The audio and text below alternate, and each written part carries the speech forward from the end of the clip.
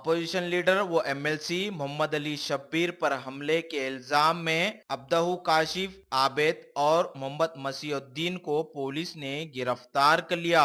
इन नौजवानों के खिलाफ मजीद तहकीकात जारी है। मीडिया से बातचीत करते हुए साउथ जोन के deputy commissioner of police V Satyanarayana ने बताया।